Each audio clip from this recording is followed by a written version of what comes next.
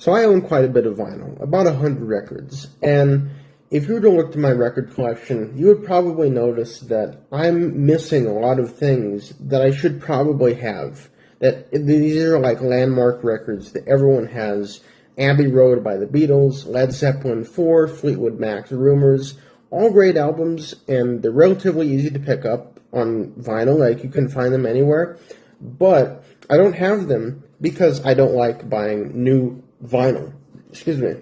And there are a lot of reasons that I don't like buying new vinyl. Obviously, new records are more expensive than used records. A good used record can be 10, 15, 20 bucks, depending on what it is. But a new record can be 40, 50, 60, 70 bucks, just ridiculous prices that I don't think are worth paying for a record. Also, some people have concerns about the record warping when it's in the packaging. I don't have very many new records, so I don't pay attention to this, but there probably is some truth to that.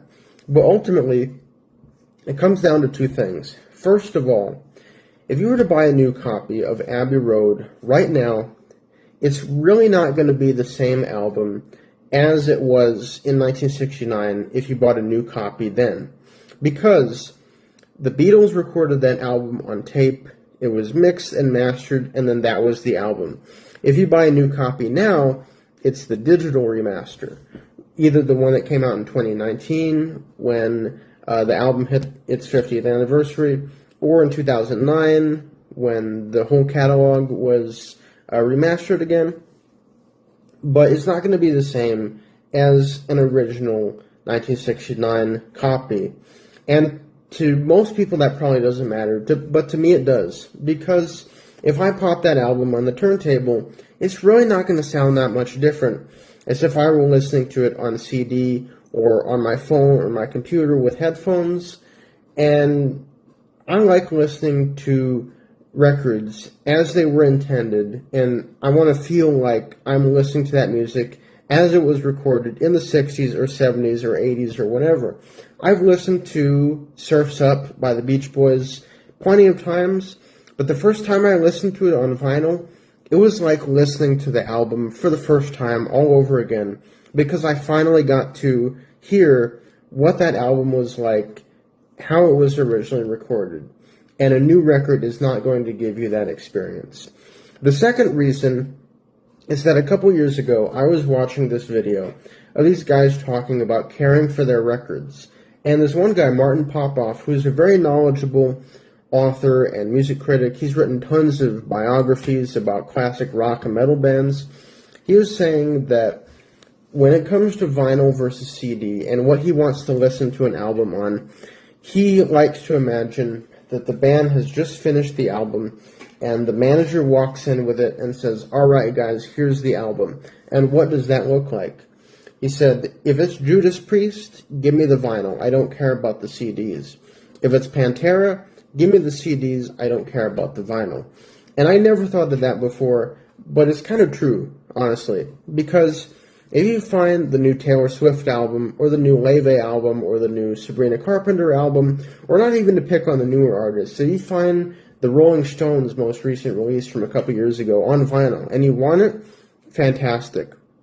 To me, it doesn't really matter, and it doesn't really enhance the experience that much, because, again, it doesn't sound that different from if you're listening to it on CD or on a streaming service. And it doesn't really matter that you have it on vinyl because it doesn't sound like it. Meanwhile, if I find an original copy of Billy Joel's Stranger, or Deep Purple's In Rock, or Yes's Close to the Edge, or something like that, that's different because those albums were released in the prime time of vinyl, and it makes sense to have them on vinyl. It doesn't make sense to have the new Sabrina Carpenter record on vinyl because it came out this year. And same thing with the Rolling Stones. It doesn't really make sense to have Hackney Diamonds on vinyl because it came out in 2023. I actually found it on CD recently, and you could argue that CD doesn't make sense either because it came out 2 years ago, and most people don't listen to CDs anymore, but at least it's digital.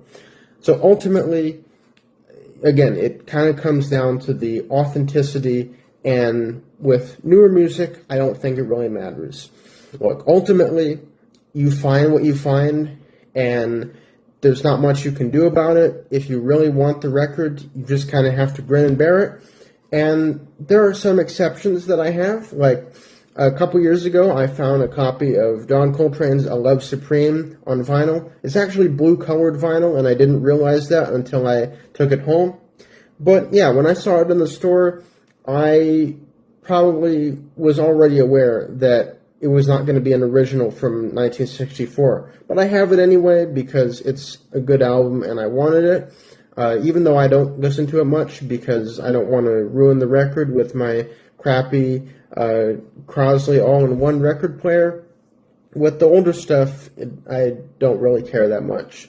Also, my friend Corout makes his own music, and his albums have been released on cassette, and I have one of those cassettes because I think it's cool to have something that your friend made in a physical form. And if you go the other way, I have tons of albums from the 60s and 70s on CD, even though CDs didn't exist then, because I liked the music and I wanted it, and that's actually more convenient than having the vinyl because I can listen to it in the car and it's less prone to getting damaged or scratched or anything. And obviously it would be ridiculous for me to hold myself to this rule all the time. And I'm not saying that anyone has to do what I do or think what I think, but that's just my experience, and that's why I don't like buying new records. Let me know what you think.